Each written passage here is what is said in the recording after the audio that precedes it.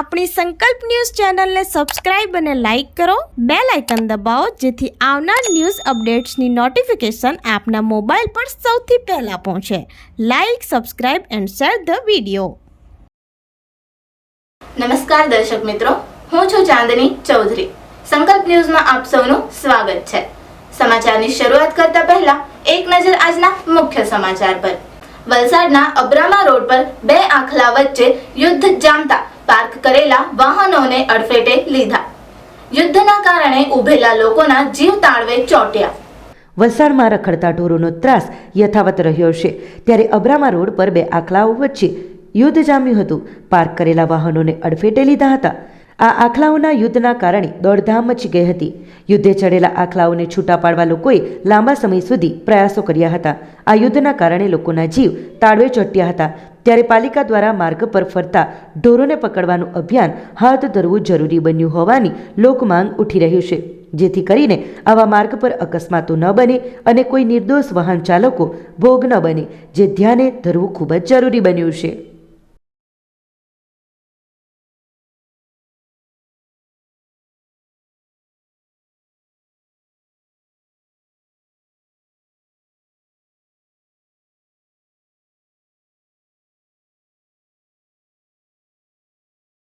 સેલવાસની Krishna paper કંપનીમાં આગ લાગતા દોડધામ મચી ગઈ. શોર્ટ સર્કિટ થતા ધમાકા સાથે આગ પકડી લેતા કામ કરતી મહિલાઓ અને સ્ટાફ બહાર દોડી આવ્યા. સેલવાસના 22 ફળિયા રોડ પર પેપર પ્રોડક્ટ બનાવતી કંપનીના મટીરીયલમાં ધમાકા સાથે આગ પકડી લેતા દોડધામ મચી ગઈ હતી. માહિતી પ્રમાણે સેલવાસના 22 ફળિયા રોડ પર ક્રિષ્ના પેપર પ્રોડક્ટ કંપની આવેલ છે, જેમાં અચાનક શોર્ટ સર્કિટ થતાં ધમાકા સાથે આગ પકડી લીધી હતી. આ જોતાં અંદર કામ કરતી મહિલાઓ અને સ્ટાફ તાત્કાલિક બહાર દોડી આવ્યા હતા. બાદમાં ફાયર વિભાગને ટેલિફોનિક જાણ કરવામાં આવી હતી. ફાયર વિભાગ અને ઇલેક્ટ્રિક વિભાગનો સ્ટાફ ઘટના સ્થળે પહોંચે તે પહેલાં જ કંપનીના સ્ટાફે ફાયર સિલિન્ડર દ્વારા આગ પર કાબૂ મેળવી લીધો હતો. ઘટના દરમિયાન કોઈને ઈજા કે જાનહાનિની ઘટના બની ન હતી.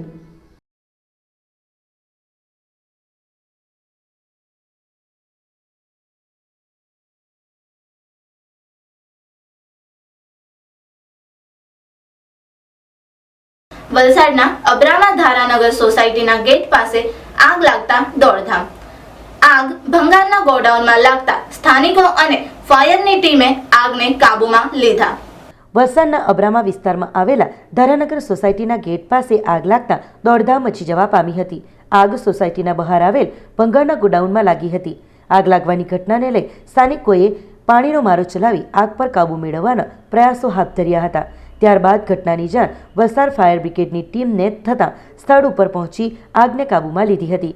જોકે આ આગ લાગવાનું કારણ હજુ સુધી અકબંધ રહ્યું છે.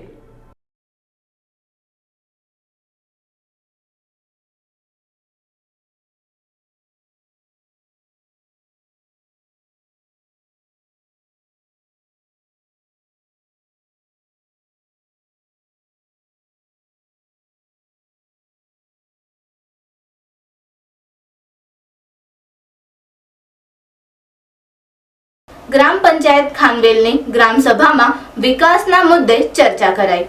નાળાનું નિર્માણ, રસ્તાઓનું મરામત કામ, ગ્રામ જળ પુરવઠાના સાધનો, શાળાઓ માટે નવું માળખું બનાવવું. ખાનવેલ ગામે ગ્રામ પંચાયત કચેરી ખાતે ગ્રામ સભાનું આયોજન કરવામાં આવ્યું હતું, જે ગામના વિકાસ માટે મહત્વપૂર્ણ બેઠક મળી હતી. સરપંચ શ્રી મારિયાભાઈના વડપણ હેઠળ યોજાયેલી આ બેઠકમાં જિલ્લા પંચાયતના વિકાસ અને આયોજન અધિકારી પંકજ પરમાર, જિલ્લા પંચાયત સભ્ય નિશા ભવર તથા વિવિધ વિભાગોના અધિકારીઓએ ભાગ લીધો હતો.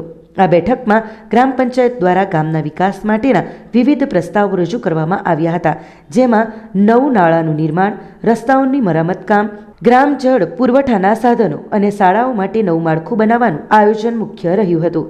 ગ્રામજનો મોટી સંખ્યામાં ઉપસ્થિત રહ્યા હતા અને તેમની જરૂરિયાતો તથા સમસ્યાઓને રજૂ કરી હતી. જિલ્લા પંચાયતના અધિકારીઓએ ગ્રામજનોને વિકાસ માટે પૂરતો સહકાર આપવાની ખાતરી આપી હતી. આ બેઠકના અંતે સરપંચ મારિયાભાઈએ જણાવ્યું હતું કે ગામના સર્વાંગી વિકાસ માટે સરકાર તરફથી મળનારી સહાયનો સંપૂર્ણ ઉપયોગ કરવામાં આવશે. ખાનવેલમાં યોજાયેલી આ બેઠક ગ્રામજનો માટે એક મંચ બની, જ્યાં તેઓએ પોતાના ગામ માટે સકારાત્મક વિકાસ માટેની આશાઓ વ્યક્ત કરી. આપણી પંચાયત લેવલે અલગ અલગ કામો આપણે લીધા જ છે, જેની હું શોર્ટમાં ચર્ચા કરીશ. 25 કિલોમીટર સીસી રોડ આવેલો છે, આરસીસી રોડ, અને એ સિવાય બાકી રહેતા રસ્તાઓ આપણે અમુક રસ્તાઓ હજી પણ સીસી રોડમાં લીધા છે અને અમુક રોડ આપણે ડામર રોડ કરવાનું એ રીતે પંચાયત તરફથી આપણે આ મુદ્દાઓમાં લીધેલું છે. તો જેની અંદર મેટલ કામ થયેલ રોડ डामर काम करवा माटे ना अपने एक मुद्दा लीधेल है. सीसी रोड जो आरसीसी रोड बनने जा रहे हैं गांव गांव में, जो किसी भी पंचायत में इसका ठहराव किया था, किसी भी पंचायत में आरसीसी रोड बनाने का ठहराव नहीं किया था, तो हमारी मांग है कि वो डांबर रोड ही बने ताकि उस सुविधा अच्छी रहे. हमें पता है आरसीसी रोड की लाइफ ज़्यादा है. मारे सर એટલા માટે ફરવામાં આવે છે કે કોઈ સ્કીમ કે જેવી છે તે ઠીક છે, અમારા આદિવાસી સમાજને ખબર નથી પડતી, એના માટે એ લોકો સ્કીમ લાવે છે, એમનું સ્વાગત કરીએ છીએ. પણ ગ્રામસભા એટલા માટે ભરવી જોઈએ કે લોકોની સમસ્યાનું નિરાકરણ થવું જોઈએ. જે લોકોને સમસ્યા અહીંયા બતાવવામાં આવે છે ત્યારબાદ એનું નિરાકરણ માટે ત્યારે પછી મુદ્દા લેવા જોઈએ કે આ વસ્તુ પર આપણે ગૌર કરવાનું છે. અને એની અંદર આપણા પ્રધાનમંત્રીશ્રીનું એક સ્વપ્ન છે કે ગામના છેવાડેનો જે માણસ છે ત્યાં સુધી એનો વિકાસ પચે અને એ યોજનાનો બધાનો લાભ મળે. અને એના માટેનું જે આપણા ગામનું डॉक्यूमेंट्स फाइल भी उनकी रेडी करी थी. कुछ रीजन की वजह से अभी शायद उनका आप लोग भी आइए, क्योंकि लोगों का अपने ही गांव के लोगों का ये मुद्दा है, तो हम जरूर वापस कलेक्टर सर के पास जाके ये पॉइंट रेज करेंगे ताकि इनका मंथली पेमेंट हो सके. સેલવાસમાં જાહેર ખોદકામ દરમિયાન પીવાના પાણીની પાઇપલાઇનમાં ભંગાણ. નગરમાં વિકાસના નામે ખોદકામનો ત્રાસ સાથે હજારો લીટર પાણીનો બગાડ. સેલવાસ પોલીસ સ્ટેશન નજીક જેસીબી વડે ખોદકામ ચાલી રહ્યું હતું, ત્યારે પીવાના પાણીની લાઇનમાં ભંગાણ પડ્યું હતું, જેના કારણે હજારો લીટર પાણીનો બગાડ થયો હતો. સંઘ પ્રદેશ દાદરા નગર હવેલીના પાટનગર સેલવાસમાં જ્યાં જુઓ ત્યાં રસ્તાઓ પર ખોદકામ કરવામાં આવી રહ્યું છે, જેના કારણે શહેરીજનો ત્રાસી ગયા છે. લોકો જણાવી રહ્યા છે કે એક જગ્યાનું કામ પૂર્ણ કર્યા બાદ જ બીજે કામ શરૂ કરવામાં આવે તો લોકોને અગવડ ઓછી પડે, પરંતુ આખા શહેરમાં જ્યાં જુઓ ત્યાં આડેધડ ખોદકામ ચાલી રહ્યું છે, જેના કારણે નગરપાલિકાની પીવાના પાણીની પાઇપલાઇનો પણ વારંવાર તૂટી રહી છે અને ગેસ લાઇનો પણ તૂટવાના કારણે ગૃહિણીઓ સહિત નાગરિકો પરેશાન થઈ રહ્યા છે. સેલવાસ પોલીસ સ્ટેશન નજીક જેસીબી વડે ખોદકામ ચાલી રહ્યું હતું, ત્યારે પીવાના પાણીની લાઇનમાં ભંગાણ પડ્યું હતું, જેના કારણે હજારો લીટર પાણી વ્યર્થ વહી ગયું હતું. આખી રાત દરમિયાન પાણી વહી જવાના કારણે જાણે કે નહેર બની ગઈ હતી. સાથે જ સંબંધિત વિભાગના અધિકારીઓ પણ આ ઘટનાથી અજાણ રહ્યા હતા. વહીવટી તંત્ર દ્વારા આવા બેજવાબદાર કાર્ય સામે ધ્યાન આપવાની જરૂર છે અને આવા લોકો સામે કાર્યવાહી કરવાની જરૂર છે, એવી શહેરીજનોમાં માંગ ઉઠી રહી છે.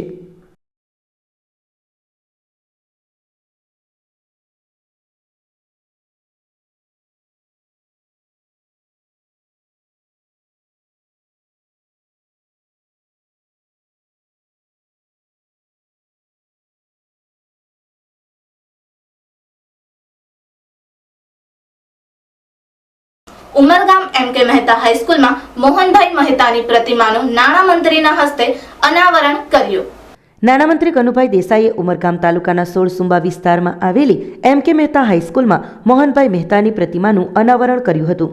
મહારાષ્ટ્રમાંથી ગુજરાતમાં ઉમરગામ તાલુકાની લડત લડી સામેલ કરવામાં ભૂમિકા ભજવનારા એવા મોહનભાઈ મહેતાએ વર્ષો પહેલાં ગરીબોને શિક્ષણ અપાવવા એક છોડવા આવ્યો હતો, જે આજે શિક્ષણ મેળવવાનું મોટું વટવૃક્ષ બની ચૂક્યું છે. પ્રાઇમરીથી લઈને કોલેજ સુધી પહોંચેલી નવનિર્માણ કેળવણી મંડળની સફળ મહેનતે મોહનભાઈના સપનાને સાકાર કર્યું છે. આજે યોજાયેલા કાર્યક્રમમાં મોટી સંખ્યામાં મહેમાનોએ હાજરી આપી હતી. નાણામંત્રી કનુભાઈ દેસાઈએ શાળાની સિદ્ધિ અને મોહનભાઈ મહેતાએ શિક્ષણ ક્ષેત્રે હાથ ધરેલા પ્રયાસોને વખાણ્યા હતા. 1980ના વર્ષમાં શરૂ થયેલી આ શિક્ષણની યાત્રા આજે મહેતા પરિવારની મહેનતથી રંગ લાવે છે. આજે હજારો વિદ્યાર્થીઓ ગુજરાતી ઇંગ્લિશ મીડિયમ અને કોલેજના અભ્યાસ લઈને સફળતાના શિખરો સર કરી રહ્યા છે. મોહનભાઈ મહેતાએ ઉમરગામ તાલુકાના લોકો માટે શૈક્ષણિક ક્ષેત્રે જોયેલું સ્વપ્ન સાકાર કરવામાં મહેતા પરિવારજનોએ આ સ્વપ્નને જાણે સાકાર કર્યું છે એવું લાગી રહ્યું છે. તાલુકો નહીં પરંતુ સમગ્ર વલસાડ અને ગુજરાતનું ગૌરવ કહી શકાય એવા મોહનલાલ કે મહેતા, જે સ્વાતંત્ર્ય સેનાની આજીવન ખાદીધારી તેમજ સ્વાતંત્ર્ય પ્રેમી અને જે શિક્ષણ સંસ્થાઓ એમણે ઊભી કરી, એમનો સમગ્ર પરિવાર એમાં સાથે જોડાયેલા છે. એમના શતાબ્દી વર્ષમાં આજે એમની પ્રતિમા અનાવરણ કરવાનું સદભાગ્ય પ્રાપ્ત થયું અને એમનાથી વર્ષોથી હું પરિચિત હતો, એટલે મારી જાતને સદભાગી માનું છું કે એમના વ્યક્તિત્વને એક આજે વાત કરવાનો મોકો મળ્યો અને શ્રદ્ધાંજલિ આપવાનો મોકો મળ્યો. અને એમના સમગ્ર પરિવારજનોએ જે રીતે આ કાર્યક્રમમાં ભાગ લીધો, આ શિક્ષણ સંસ્થાને આગળ વધારી એમને અભિનંદન આપું છું અને એમનું કાર્ય વધુને વધુ આગળ થતું રહે એવી શુભેચ્છા આપું છું. 1980થી મારા પિતાશ્રીએ આ સ્કૂલનું કામ શરૂ કર્યું હતું. એક ડોર્મેટરીના ભાડાના ક્લાસરૂમમાંથી કરેલી કેજીસમાંથી આ સ્કૂલ આજે તમારી સમક્ષ ઊભી છે. અત્યારે 2950 વિદ્યાર્થી, 155નો સ્ટાફ અને સ્કૂલમાંથી કોલેજ સુધી પણ આગળ વધી રહી છે. 1980 પહેલાં 1960માં એક માણેકપુરમાં આશ્રમ શાળા પણ એમણે ઊભી કરી, જે પણ આજે ચાલે છે, બહુ વ્યવસ્થિત ચાલે છે. અને અમે એને ઉત્તરોત્તર આગળ વધારવામાં અમારાથી બનતો પ્રયત્ન કરતા રહીશું. અમારા પિતાશ્રીના મહેનતથી આજે ઉમરગામ તાલુકો ગુજરાતમાં છે, અધરવાઇઝ એ મહારાષ્ટ્રમાં ચાલ્યો ગયો હોત. ત્યારે મોરારજીભાઈ દેસાઈ એમને ખૂબ મદદ કરી હતી ગુજરાતમાં મેળવવા માટે. અને ત્યારબાદ GIDCની સ્થાપના પણ મારા ફાધરના ખૂબ પ્રયત્નોથી થઈ હતી. તો આ હતા આજના સમાચારો. નવા સમાચારો સાથે કાલે ફરી મળીશું. નમસ્કાર. આપણી સંકલ્પ ન્યૂઝ ચેનલને સબસ્ક્રાઇબ અને લાઇક કરો, બેલ આઇકન દબાવો જેથી આવનાર ન્યૂઝ અપડેટ્સની નોટિફિકેશન આપના મોબાઈલ પર સૌથી પહેલા પહોંચે. Like, subscribe and share the video.